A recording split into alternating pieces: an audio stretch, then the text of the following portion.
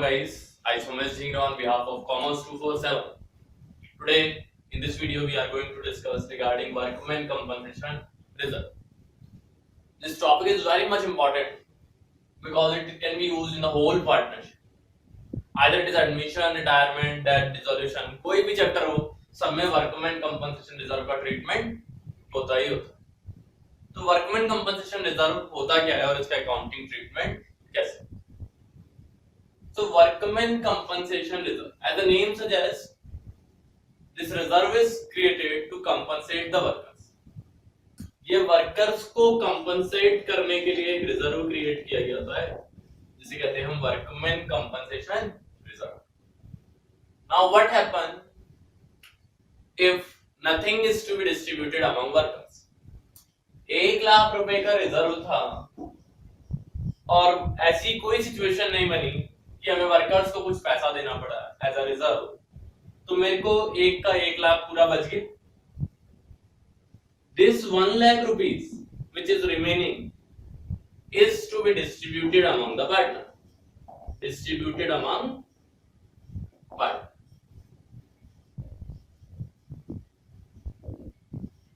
Now एक बात तो क्लियर है, अगर 1 लाख का ही रिजर्व था और 20,000 कंपनसेशन देना पड़ गया वर्कर्स को, then remaining 80,000 is to be distributed among partner.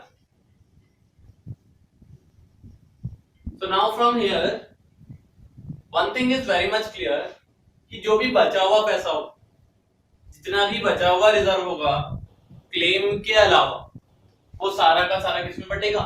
Partners में बटेगा. तो पार्टनर्स में बांटने के लिए हम क्या अकाउंटिंग ट्रीटमेंट करेंगे? लेट अस सी. जैसे ही WCF आया मेरे पास 1 लाख रुपए और क्लेम था 20,000, तो WCF account debit to provision for claim 20,000.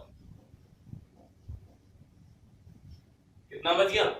Remaining is 80,000.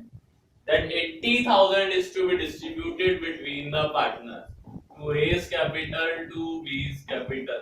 This is the accounting treatment for the workmen compensation reserve. That 80,000 is to be distributed in the old ratios. 80,000 को old ratio में बांट दिया जाएगा. If old ratio is not given, that is equally 40 और 40. तो बहुत ही simple सा concept है. वर्कमैन कंपनसेशन रिजर्व वो कंपनसेशन रिजर्व है जो वर्कर्स को कंपनसेट करने के लिए किया जाता है. If nothing is compensate to the worker, all the amount is distributed among partners. सारा का सारा अमाउंट पार्टनर्स में डिस्ट्रीब्यूट हो जाता है.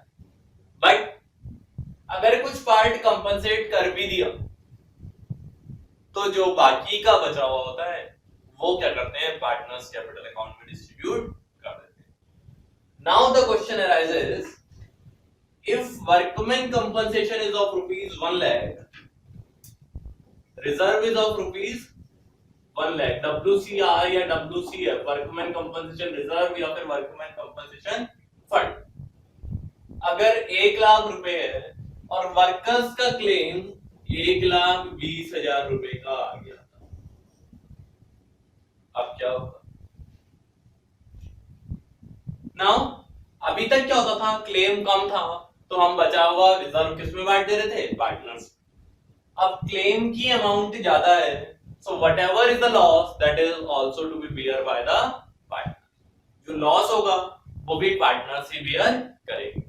तो क्या वो डायरेक्टली बियर करेंगे या इनडायरेक्टली बियर करेंगे? वो बियर तो करेंगे but they have to bear it from the revaluation account. किससे बियर करेंगे? रीवैल्यूएशन अकाउंट से बियर करेंगे. तो ध्यान रखना, अगर 1 लाख का रिजर्व है और 1,20,000 1,20,000 का क्लेम आ जाता है, तो जो 20,000 है 20,000 है वो तो चले जाएगा मेरे पास WCR का रिवैल्यूएशन में क्योंकि लॉस हो गया, और जो बाकी 1,20,000 टोटल है वो बटेगा पूरा का पूरा क्लेम टू द वर्कर्स. क्या पार्टनर्स को कुछ मिलेगा? तो पार्टनर्स को कुछ भी नहीं मिलेगी। Is it clear? Remember this? In revaluation account, WCF is only treated when the claim is more than the reserve amount. जब claims की amount ज्यादा है किससे, reserve से, तभी वो revaluation में आएगा, otherwise नहीं आएगा. Let us solve the different cases to understand the concept. So the first case is, as shown on the screen, is A and B are sharing profit and losses in 2:3. A and B are the partners sharing profit and losses in 2:3. Now what happens? They decided to share profit and losses equal. So two ratios are given to us, 2:3 and 1:1. तो A और B partner हैं, ये उनके old और new ratio, तो old में ही बांटेंगे. Now in balance sheet, WCR is also given to us, workman compensation reserve 40,000. The first case is if there is no other information, no claim, कोई भी claim की information नहीं है. तो कोई भी claim की information नहीं है तो WCR कैसे बढ़ेगा? WCR सीधे सीधे 40,000 का पार्टनर से बढ़ जाएगा और किस में बढ़ेगा? ओल्ड रेशियो में बढ़ेगा. The second one is if the claim amount is 25,000, claim amount is 25,000, तो 40,000 का रिजर्व था, 25,000 का क्या है मेरे पास? Claim amount. तो मैं क्या करूंगा, इस 25,000 का तो क्लेम दे दूंगा, रिमेनिंग 15,000 पार्टनर्स कैपिटल में डिस्ट्रीब्यूट करूंगा. Next is if the claim amount is 40,000, claim कितना है? 40.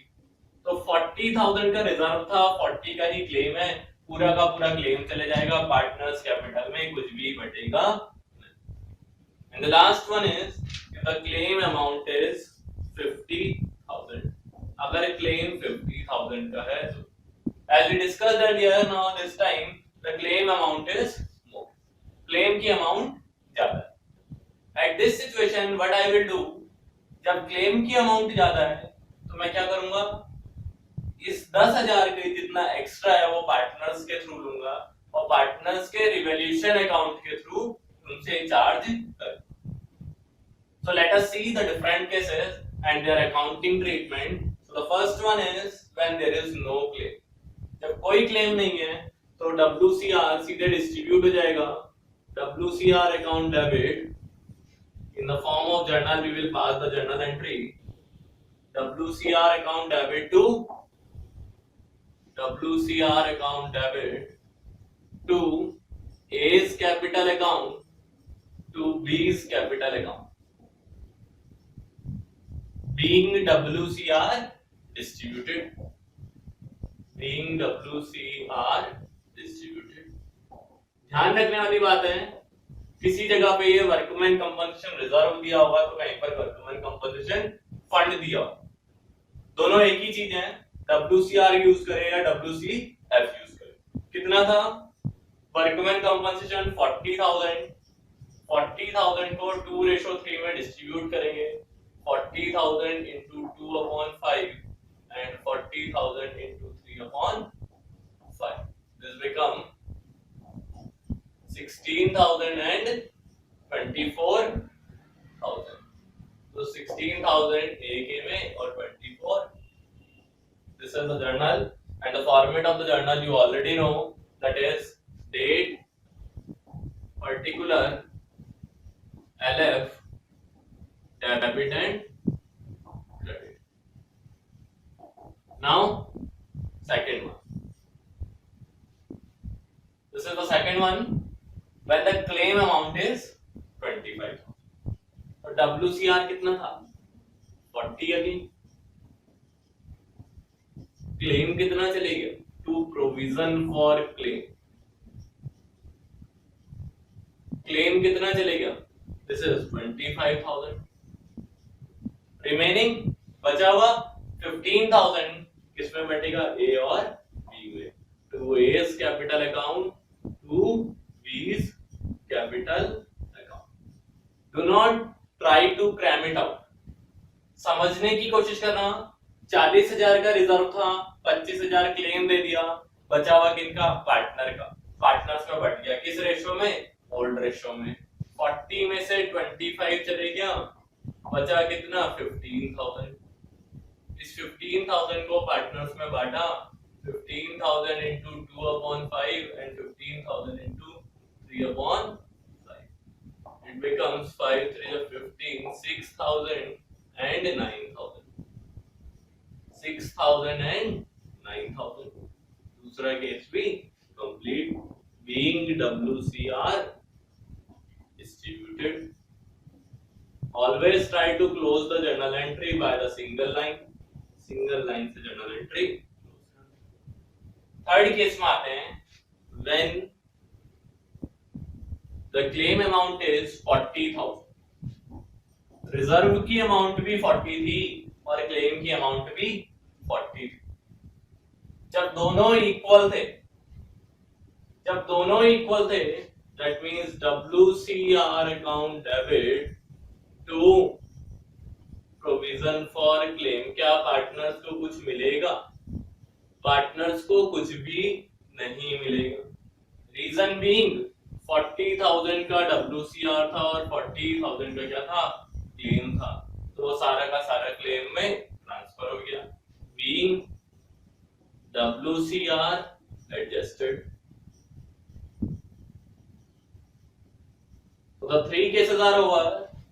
जब क्या होगी, WCR की एडजस्टमेंट या तो कम होगी या ज्यादा हो, या कम होगी या बराबर होगी या फिर नहीं होगी। Now this is the time for the fourth one, when the claim amount is more than the reserve. जब क्लेम की अमाउंट क्या है, रिजर्व की अमाउंट से ज्यादा है। तो बात करते हैं फोर्थ वाले की, जब क्लेम की अमाउंट रिजर्व की अमाउंट से ज्यादा है, तो ऐसे केस में हम क्या करें। तो ध्यान देना, our reserve amount is 40,000 but the claim amount is 50,000. Here it is date, particular, LF, format of journal.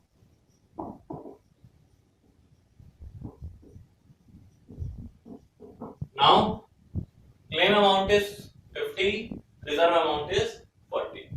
तो reserve तो था मेरे पास 40, WCR is 40,000, लेकिन क्लेम तो देना था 50, टू प्रोविजन फॉर क्लेम 50। तो जो डिफरेंस रह गया, जो नुकसान हो गया वो 10,000 का, वो 10,000 भी क्या करेंगे, डेबिट करेंगे, और किस नेम से करेंगे, revaluation account being claim adjusted और WCR एडजस्टेड। अब जो रिवॉल्यूशन का लॉस होगा, ये लॉस पार्टनर्स कैपिटल में भी बटेगा, तो इसमें दो एंट्री होंगी फोर्थ वाले में, fourth first and fourth second, because the claim amount is higher than the reserve amount. तो ये रिवॉल्यूशन में ट्रीट होगा, और रिवॉल्यूशन में A B, A's capital account debit, B's capital account debit to revaluation account, to revaluation account, being loss on revaluation distributed। तो कितना loss था यहाँ पर, लॉस हो गया था हमें 10,000 का, और उस 10,000 को रेशो में बांटेंगे, रेशो अगेन 2:3। तो 10,000 को 2:3 में डिस्ट्रीब्यूट करेंगे into 2/5 and into 3/5, 5 2 जा 2 3 जा 6, and here it is 4. So 4,000 and 6,000. Remember this. This is very important topic, because if your base is not clear regarding WCF, you will perform the mistake. Student do n number of mistakes in the examination in the treatment of workmen compensation fund. Our next video is totally based upon investment fluctuation fund, and in that also you will go through the various cases. Thank you.